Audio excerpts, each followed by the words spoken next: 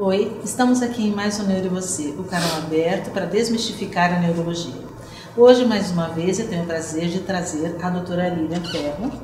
Ela é mestre em fonoaudiologia clínica, especialista em motricidade oral, especialista em audiologia clínica, especialização em patologias da comunicação, aperfeiçoada em leitura escrita, aperfeiçoada em fonoaudiologia educacional, aprimorada em linguagem oral infantil, autorizada no Brasil do método fonomímico Paula Teles, que foi feita em Portugal essa especialização, fonoaudióloga homologada SENA, Sistema de Estimulação Neuroaditiva, na Espanha.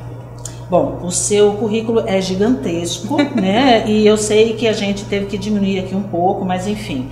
A doutora Lilian Ferro é uma pessoa que eu respeito muito, ela sabe muito e sempre tem esse prazer em nos ensinar, por isso que eu gosto de trazê-la. Obrigada. Hoje ela vai falar sobre a surdez. Muito bem, fale um pouco sobre as causas da surdez, tipos e graus. O Joint Committee coloca 17 itens aqui, de causas, né, que podem gerar deficiência auditiva. No Brasil, nós temos uma grande pesquisadora, que é a Marisa Frasson, que nos acrescentou mais 5. Então, mas em resumo, nós temos aí, desde as questões gestacionais, pré-natais, questões perinatais no ato do nascimento e pós-natais. Das pré-natais, é interessante a gente falar da questão dos hábitos da mãe. Então, as questões relacionadas à droga, fumo, hereditariedade, né, que é uma coisa bastante importante, questões genéticas. Hoje tem uma incidência muito grande, uma prevalência assim mesmo de questões genéticas na deficiência auditiva. Nós temos questões como hiperligubinemia, criança baixo peso. Uma coisa, Mariolina, que a gente tem visto muito na clínica, tem chegado muito bebê prematuro extremo, né? Um bebê que nasceu, enfim, de 26, 24, 28, 30 semanas. E que, lógico, existe todo um componente em volta para salvar a vida desse bebê, mas uma das sequelas mais comuns que a gente vê em prematuro que sobrevive é a deficiência auditiva, né? Então a gente vai poder falar talvez um pouco mais para frente sobre isso. E aí lembrar das doenças. Então, no período do parto, a hipóxia ou, né, uma baixa de oxigenação, traumatismos, a rubéola materna. Você vê os países de primeiro mundo, você não tem mais causa rubéola materna, tá? Essas crianças são vacinadas quando elas entram na escola com 11, 10, 11 anos, as meninas são todas vacinadas. E no Brasil a gente ainda tem sequela de rubéola materna, né? Meningite, encefalite, então a gama é grande. Os tipos, então nós temos perdas condutivas, tá? Que são as perdas que afetam mais a orelha externa. Eu não lembro se eu já perguntei isso, quantas orelhas você tem? Aí normalmente as pessoas me dizem 2, eu falo que pobreza de orelha. A gente tem 6, 3 de cada lado, orelha externa, média e interna. Então, se a patologia está na orelha externa, então a gente tem uma perda condutiva. Se ela está na orelha interna, a gente tem uma perda neurosensorial. Se pega ambas, então a gente tem uma perda mista. E os graus, daí depende da idade. Então, até 14 anos a gente considera um grau que é chamado perda mínima.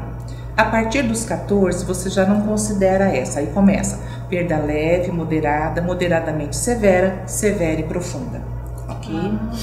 Então, se uma criança como essa prematura tem uma sequela auditiva, ainda assim ela é considerada mínima?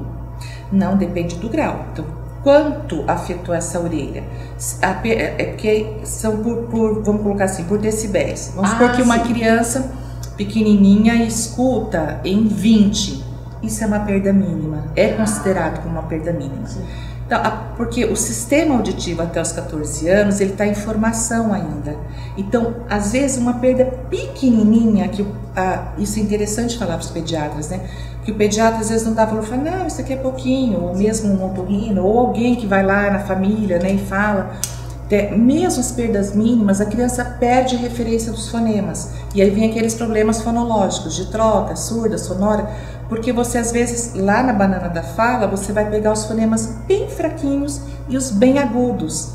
Então, mesmo sendo uma perda mínima, que é aquela perdinha assim, lá, vamos supor, em 20 dBs, que na nossa audição 20 está normal, sim, a partir dos 14, é importante até os 14 anos. E aí você tem a perda leve, né? Então de 25 a 40, de 41 a 55, moderada, de 56 a 70, moderadamente severa, 71 a 90, severa, e 91 para baixo. Quer dizer, para baixo quando a gente olha o gráfico, mas em termos de número, 91 para cima, as perdas profundas. Tá? Ok.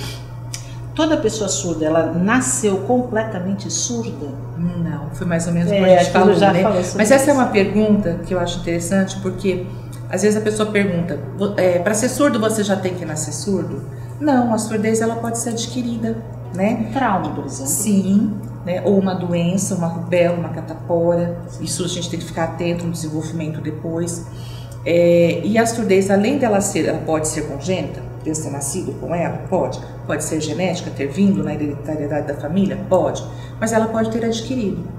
E ela também pode adquirir bruscamente ou progressivamente ir perdendo. Por exemplo, nos casos de presbiacusia, em que o idoso vai ficando com o tempo com a deficiência auditiva.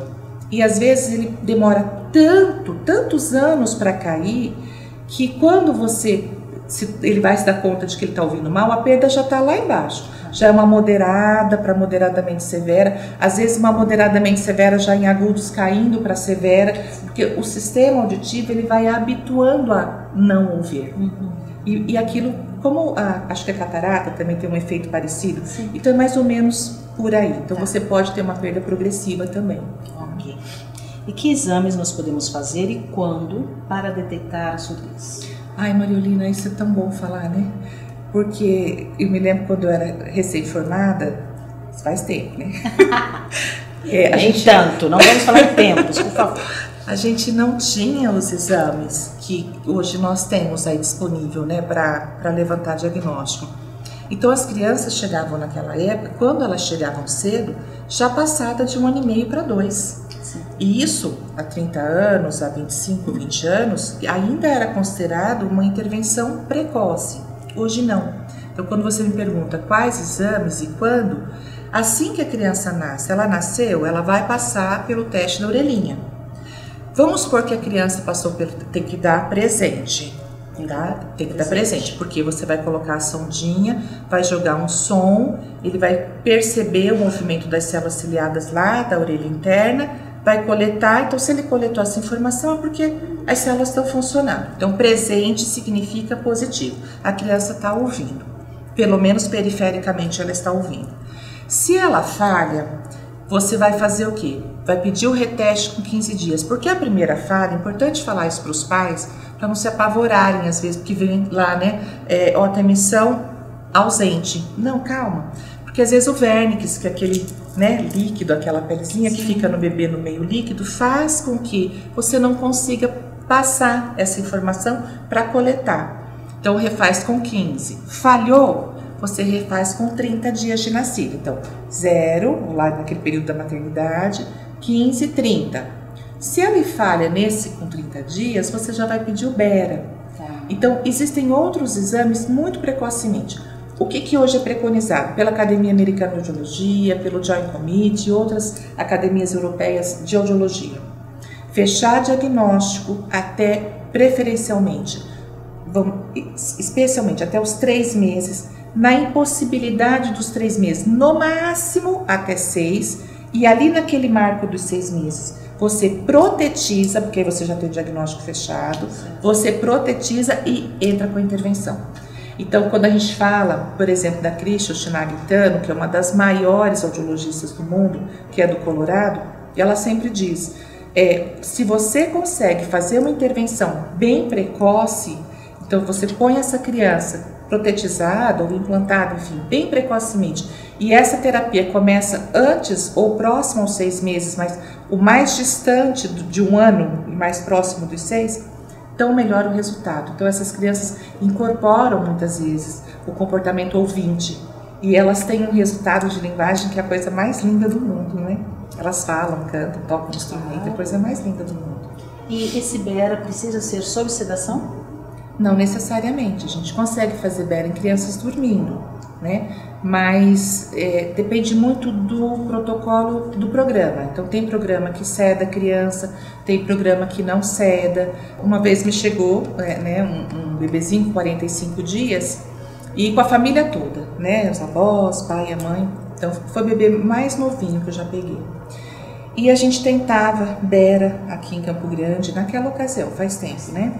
Tentava com sedação e sempre muito difícil. Uma vez nós fomos para São Paulo, até para uma professora minha do mestrado, eu fiquei encantada na ocasião. Ele fez sentadinho numa cabina, eu com ele brincando, fizemos o Bera sem sedação, menino acordado, tinha 2 anos e meio. Nossa. Então é muito relativo da experiência, do protocolo que aquele programa segue. Então você tem que deixar o profissional também seguro do que ele está fazendo. Se para ele é seguro fazer com sedação, se não, ele clica não. Né? E nesse caso, quando há necessidade de sedação, quem ceda? Normalmente o médico, sempre o médico. Tem que ter um médico ao lado. Sim, o tempo todo, né? O anestesiologista é quem faz esse trabalho, em geral. E existe diferença entre surdez e deficiência auditiva? Teoricamente sim, e na prática também. O que é considerado deficiente auditivo? Aquele que tem perda mínima, leve, moderada, moderadamente severa, que a gente falou agora mesmo. Quem tem perda severa, que já é para baixo ali no gráfico, ou em termos de número para cima, de 70, ou seja, está dentro da severa ou dentro da profunda, esse é considerado surdo, ok? Existe aí uma questão da comunidade surda, que não é oralizada, que é usuária de língua brasileira de sinais, de linguagem de sinais, daqueles que são surdos que querem ouvir, mas a gente já fala disso. Mas essa é a diferença teórica, vamos dizer assim. O deficiente auditivo é aquele que tem resíduo, né, mesmo sem o aparelho. Considerado surdo, aquele que não tem resíduo ou com muito pouco resíduo, no caso de perda severa, quando usa aparelho, né, auditivo. Perfeito. Crianças reabilitadas em diferentes épocas podem ter resultados diferentes e qual a importância da família nesse processo? Ai, delícia, fala disso, né? É óbvio, como eu falei agora mesmo, quanto mais cedo você pega uma criança, melhor o resultado final. O prognóstico é muito bom. Então vamos pensar em 2 reabilitações diferentes, falando da linha do oralismo, ok? Então vamos lá. Uma criança que é usuária de aparelho e tem uma perda, vamos pensar em perdas grandes, então uma perda severa, uma perda profunda. Então um surdo, usuário de aparelho, cuja família escolheu para esta criança que ela oralizasse, que ela fosse para uma linha de oralidade. Ela, usuária de aparelho, ela para adquirir o processo da língua, da linguagem como um todo, para ela introjetar em si o comportamento ouvinte, ela vai levar mais tempo do que uma criança, por exemplo, que mesmo com uma perda muito grande, e só existe a indicação do implante coclear, quando a gente então tem perdas severas ou profundas, embora hoje esse parâmetro já está começando a mudar, tá? Essa criança ela vai menos tempo dentro do procedimento terapêutico. Só que uma coisa que tem que ficar clara para a família é que colocar aparelho não é efeito rádio. Sabe, ligou, falou? Sim. Colocou, falou, não é. Então, a criança precisa aprender a ouvir, a identificar, reconhecer, localizar, discriminar. Então, é ouvir, escutar, entender e compreender. Então, esse processo, ele não é um processo fácil, ele não é um processo tão simples. Então, quando a gente pensa em reabilitação, lógico, se eu pego uma criança, como você me perguntou, que vem com 3 anos, ele já tem 3 anos de maturação e as janelas de aprendizagem, elas têm tempo. Você é neurologista, sabe disso melhor que eu. Tem tempo para isso. Então, se eu pego bem novinho, em que você ainda está mielinizando as fibras, que você está... E passa todo esse caminho de forma adequada, tão melhor o resultado ali na frente. Se eu já pego uma criança um pouco mais velhinha, você sabe que a janela da aprendizagem já vem fechando. Então, algumas coisas você não consegue igual. Certo. Então, comparando, a criança que chega mais nova é melhor que a que chega mais velha. A criança implantada, e aí lógico, não serve implante para todo mundo, deixar isso claro, implante para perdas maiores, tá? Mas a criança implantada fica menos tempo em reabilitação, do que a criança usuária de aparelho. E aí, respondendo sua última pergunta, família é fundamental. Uma professora nossa que dizia uma frase que eu gosto muito, Maricela Bevilacqua, ela já até faleceu. Eu sempre falo isso para a equipe, né? A família é tão ou mais importante do que o fonoaudiólogo no processo de reabilitação. Aí as meninas às vezes brincavam comigo, as alunas diziam, mas professora, depois contra a gente. Não, se a gente não tá lá para dar o norte, a coisa não vai acontecer. Mas se a família não fizer, Mariolina, a coisa também não vai acontecer. Claro, porque então a família é fundamental. No consultório e termina em casa. Sim. É uma coisa contínua. E a criança vem pra gente o quê? 2 vezes por semana, 3 vezes por semana? 45 minutos? Quantas horas ela passa acordada com a mãe e com o pai? Toda essa estimulação que a mãe pode dar na hora que vai no mercado, na hora que dá um banho, de lavar um pezinho, né? Na hora que ela dá o papá, na hora que ela penteia o cabelo, que ela coloca short, ou se é saia, ou se é vestido, na hora que ela põe um laço, ou é um prendedor, ou é um arco. Isso é nomeação, isso é linguagem. Sim. Isso tudo tá, a família quem está oferecendo para a criança. E quem decide o implante ou a prótese? É o torrino? Normalmente a família tem que fazer primeiro a opção daquela criança ser ouvinte, né? De incorporar. Então, se a família quer que ela seja ouvinte e que ela tenha um comportamento, né, oral, que ela se comunique oralmente com o mundo, ela vai levar isso para a equipe que a acompanha. E a equipe, que é composta de otorrino, assistente social, psicóloga e fonoaudióloga, e a equipe médica que faz toda a cirurgia, decidir se é um caso para implante ou não. Porque também não é assim. Às vezes o pai pensa, chega lá pra gente, pensa, eu gostaria que meu filho fosse implantado. Tá, beleza. Se pudesse ser implantado, ótimo, né? Mas será que essa cóclea recebe a passagem dos eletrodos? Será que a luz da cóclea está livre para isso? Por exemplo, se você pega pós-meningite, muitas vezes você sabe, né, que a cóclea ela ossifica. Sim. E você não tem luz para passar o eletrodo. Como que você vai implantar? Então, lógico, eu creio que para o futuro, muitas pesquisas ainda, por exemplo, colocar um eletrodo externo, ter um tipo de estimulação diferente do que não só aquela interna na luz da cóclea. Eu acho que ainda tem muita coisa para caminhar, né? O implante coclear é algo que vem sendo muito estudado há muitos anos. A gente pega os primeiros que eram um eletrodo só na base da cóclea, pum! Né? Estimulava aquilo tudo e a gente achava que ia escutar tudo. Hoje você pega eletrodos com 24 pares de eletrodos, que vai da base até 1,5 volta. Hoje você pega eletrodos que estimulam só a basezinha, mas por dentro para pegar só os agudos, em casos de perda em rampa. Então existe uma variedade muito grande. Então, no caso da família não ter condições ou o plano não pagar, embora a gente já tenha o SUS cobrindo isso, graças a Deus, né? Eu não sabia. Tem, o SUS cobre, a gente tem, né, serviços, 2 serviços inclusive, né? E entre outros médicos que já fazem também otorrinos parceiros que né, operam. Então, lógico que aí você vai ver, vai ser usuário de aparelho, até uma determinada idade.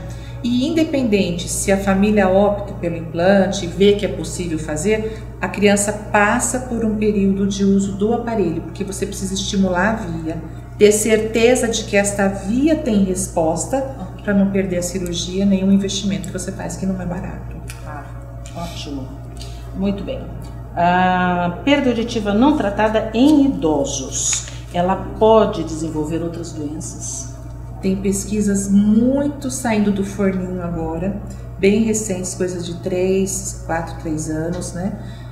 Que mostram o seguinte, um dos maiores, sabe, correlatos quando você tem comorbidades? Uma das maiores comorbidades em degenerações mentais, em processos degenerativos cognitivos em idosos está relacionada à perda auditiva. Então, quando você tem uma perda auditiva em idoso que você não trata, você tem que lembrar que você pode causar depressão. Sim. Você tem a alienação que começa dentro de casa, depois social, depois no trabalho. Você tem as questões relacionadas à memória. A memória vai embora rápido, Mariolina. Se você pega um idoso que começa a reclamar, primeira coisa, vamos fazer todos os exames audiológicos, porque a memória é uma coisa que vai embora bem rapidinho quando você não tem audição.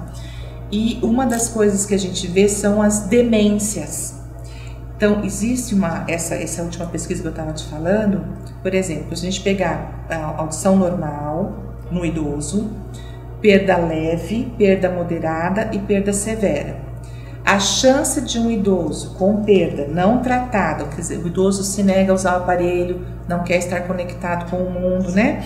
E aquela dificuldade que as famílias enfrentam às vezes com relação a isso, é exatamente nessa proporção. Você tem 20% de chance nas perdas leves, não tratadas, de desenvolver demência senil. Nas perdas moderadas, 30% das não tratadas. E nas severas, 50% de chance de desenvolver doenças senis, demências, por não estar tratando essa deficiência auditiva. E como é que você trata idoso? Protetizando. Claro. E fazendo ouvir melhor. Muitas vezes eles né? não aceitam, né? Isso é muito comum. Então eu vejo até na minha família, não aceitação da prótese. E fica complexo para a família, fica difícil. Deixa eu colocar de uma pesquisa que a gente fez aqui, que bate com uma pesquisa internacional. Uma vez orientei uma monografia de pós-graduação, da pós em áudio, né? Nós fizemos um levantamento de 414 pastas, tá? Entre a nossa clínica aqui e uma clínica parceira em Cuiabá. Então nós pegamos um centro de referência em Cuiabá, tá? E o nosso aqui. Então 414 pastas pesquisadas e levantamos, em todas elas só era isso o levantamento. Idade da percepção e a idade da busca do aparelho. Então, quando que o paciente idoso soube que tinha, que foi encaminhado e quanto tempo depois ele foi buscar. A média que a gente teve aqui é a mesma média internacional, que está em todas as publicações internacionais. Em média, ele leva 11 anos. Meu Deus, tudo isso 11 anos para aceitar, incorporar e usar, né? Então assim, a gente tem de 7 a 14 e a média ficou ali em 11 anos. É muito tempo, né? Porque 11 anos essa perda já caiu muito. E aí a hora que você coloca o aparelhinho, para você recuperar informações do processamento auditivo de informação, às vezes a gente não recupera como quando você coloca logo no início da perda. E segura a perda mais tempo também, né? Ela vai cair bem mais leve, se protetizada do que não. Claro, claro. Eu achei muito interessante a gente trazer esse tema, até porque eu gosto sempre de lembrar que dentro, quando você estuda uma criança com TEA, a gente sempre tem que afastar a deficiência auditiva. Sim. Porque muitas vezes o surdo, ele se comporta, tem um comportamento semelhante ao transtorno do espectro autista, né? Sendo que o tratamento é totalmente diferente, né? Então, assim, das deficiências, o deficiente visual, o deficiente motor, ele não vai simular o TEA como o deficiente auditivo. Sim. Então, faz parte do nosso protocolo sempre afastar a deficiência auditiva. E setembro, em todos os tons de azul, celebra a diversidade da surdez. Você pode falar um pouquinho sobre isso para nós? Eu posso. Quando a gente fala em diversidade surda, isso é uma coisa que vem sendo discutida muito recentemente, né? Como lá no início a gente estava conversando, eu te falei sobre a questão da gente ter uma comunidade surda que não quer usar o aparelho, né? Que às vezes essa comunidade que é usuária de Libras, inclusive traz algumas crenças de que, por exemplo, o implante coclear pode dar choque, ou funciona como para-raio, algumas coisas assim. Isso não é verdade em absoluto. É lógico que aquele que usa um implante coclear, ele tem alguns cuidados, por exemplo, ele não pode fazer ressonância magnética, porque ele tem coisas metálicas dentro, né? Ele não pode passar pelo sensor de metal num aeroporto, então ele anda com uma carteirinha, se identifica e vive uma vida super tranquila. Então existem surdos, por exemplo, que não usam aparelho, tá? Não usam Libras, mas que fazem eletrolabial. Por isso que é tão importante, inclusive, a comunicação, né? Ser uma articulação boa para essas pessoas, né? A gente tem surdos que querem ser surdos que ouvem, né? E tá tudo bem, tá? Quer dizer, eles querem usar aparelho, querem falar. Tem surdos que são implantados, né?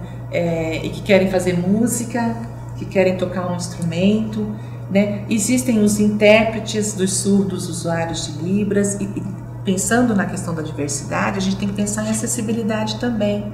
Por exemplo, O que é importante para um surdo que não fala, que é usuário de Libras, né? É importante lá na televisão ter aquele quadradinho com o intérprete ali, para que ele entenda o que está sendo dito, né?